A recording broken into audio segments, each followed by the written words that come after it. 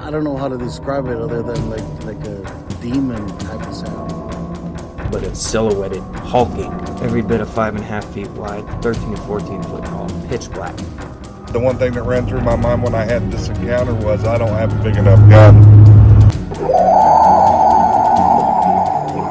Your host, two-time witness and field researcher for more than 40 years, William Jevning. Welcome to Creek Devil. This was interesting to me. Thought you might like to hear it also. It is a second-hand account, though. As a side note, I have just finished reading Notes from the Field and have to tell you it is my favorite. I learned a lot from it and will refer to it many times, I am sure. After opening on the radio show a few mois ago, I told two of my oldest friends. Then I let them listen to the show. One, I had told earlier a bit about my experience. When we were at my brother's house, he was also a witness to the Dogman/Bigfoot creature, years ago. So, I told her I had basically seen a Bigfoot. After the radio show she asked why I said it was a Bigfoot creature, at that time and not a Dogman, because you would have doubted my sanity from that point onward, whereas a Bigfoot you have heard of. Was my answer.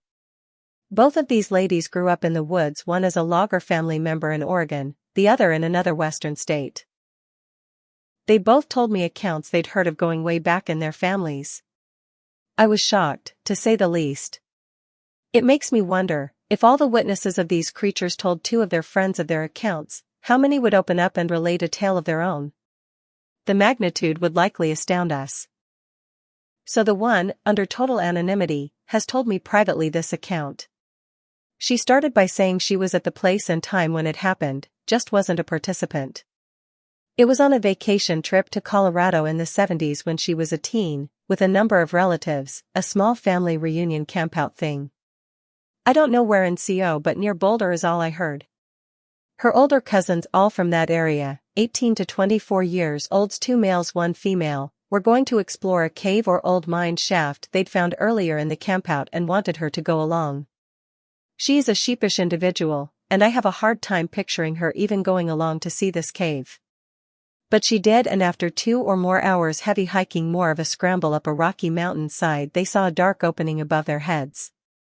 After getting everyone up on the ledge that was in front of the entrance, they ate and drank tons of water, and she supposes their campsite was at 5,000 foot and this had to be at around 6,500 or more. It was clear and crisp out and windy as it usually was, she said.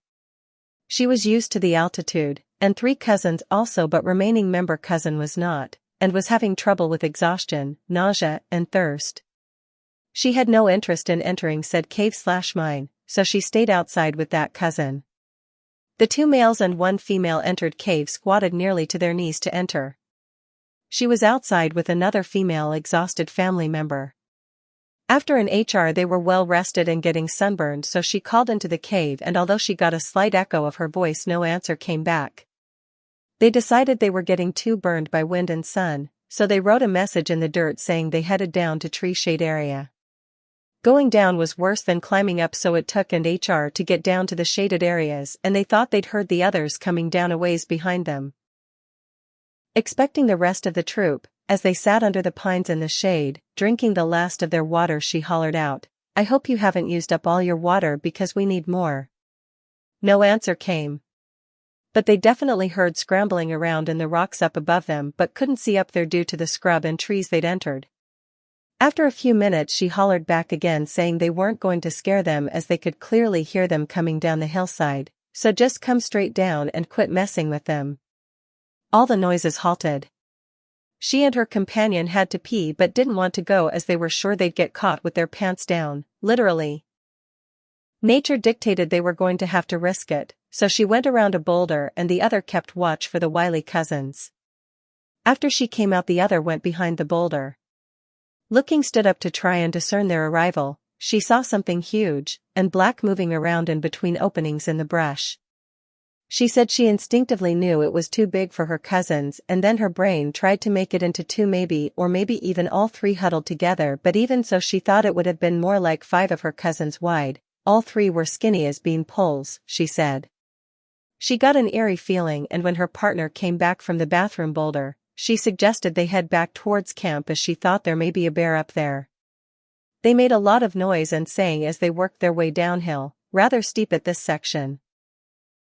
And it switched back a little at a point, so she stopped and looked up and back and saw the big boulder they used, now seeing it from the backside, the side they had urinated on. All at once, a big brownish black rock at the base of the boulder moved. Bobbed up and down a bit, she said. Her partner also saw it move, and though they were quite a ways from it, it looked to be bent over, and at that it was almost to the top 1/3 of the boulder. She said having gone behind it, they both knew it was at least 3 foot above their heads when standing, and thought it was around a 9 to 10 tall rock. It kept bent, bobbing to and from close to the rock then back, when they heard the others from above calling to them. With that sound of their voices the animal perked up, she said, and they then clearly saw a head and shoulders instead of rounded shape, and then it exited stage right, she said. She could never see the base of a boulder or creature, just head and shoulders, and it simply moved right and gone. She tried hollering up to companions, but the wind carried her voice off, and when she saw them next, they were in the tree area they had stopped to rest at. They babbled their sighting to them, then heard their account. They had entered the cave, found it to be a crude mine from a long ago time. It had remnants of wood scrap and cans, and junk. It seemed to go back about 200 foot or so, but they only went in about 100 as it narrowed so much it was crawl on your belly time after that. They looked for historical items, clues to what had been mined, etc., and just rested. It wasn't very dark inside as it had air vents, seemed like natural holes, that let light in. After 1/2 an HR or so, they had a whiff of urine so strong they said it'd make your eyes burn, then it was gone. They supposed that animals had used the area as latrines. So once in a while this acrid smell would waft out to them as they rummaged around the junk left by miners. Nothing was worth retrieving, so the girl had thought she'd at least take an old can as a souvenir, and they scrambled back out, said it took a good 40 minutes. Just to get in and to turn around another 40. They stayed inside for a good hour or more, they thought.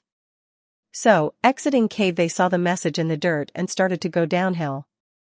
They thought they heard the two ahead of them, so they were thinking they'd catch up to them in a few minutes, but when they heard one of them call from far below, they stopped. They couldn't discern what was said, but it did not sound urgent, so they resumed. Suddenly the female of the group smelled the acrid urine again. The others didn't, but she was sickened by it. The guys stopped and nosed the air, and one said he caught skunk cabbage odor, one caught a whiff of musk, and other nothing. So, thinking it may be a bear, they too made noise as they eased forward. When they got to the edge of pines where the other two had stopped to rest and go behind the boulder, they heard some gore sounds. They all three immediately went to the ground, they said. It was such a powerful voice they knew it wasn't human, so crouching by the pines they listened as something behind the big boulder made odd vocal sounds. When it made to leave, as the ones at bottom of the hill saw it go to RT, these guys saw it exit from behind the rock going to their left and said it was a cross between a bear and a gorilla or something. None saw the face, but all said it was at least 8 foot tall, slightly bent forward, and had arms to its knees which were bare like the hair had been worn away from crawling. It was gone in a flash. They sat for a while and then eased toward the boulder, had to go around it to get down the hill, she said, and they paused only seconds to look at the area the creature had been standing in. Saw nothing, but did see the wet dirt and noticed it had been piled up into a small hill against the boulder. They did not know it was urine wet soil at this time. When the group was all on the same page, they were wondering what the thing was doing with the urine pile. Said no bears would do such a thing. After arriving at the camp, 2 of them told some of their folks and all agreed it had to be a bear.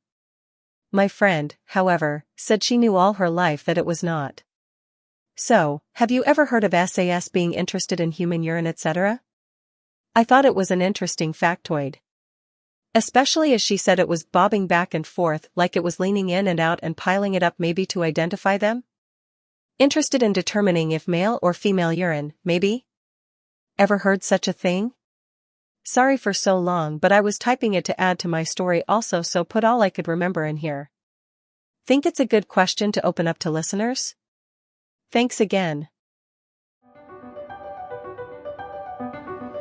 Thanks for listening to this episode of Creek Devil. If you or anyone you know has had an encounter with these creatures, please contact us at williamjevning@yahoo.com. That's William, Jevning @yahoo.com. All communication is confidential. Join us for another program next week. And until then, keep your eyes open out there.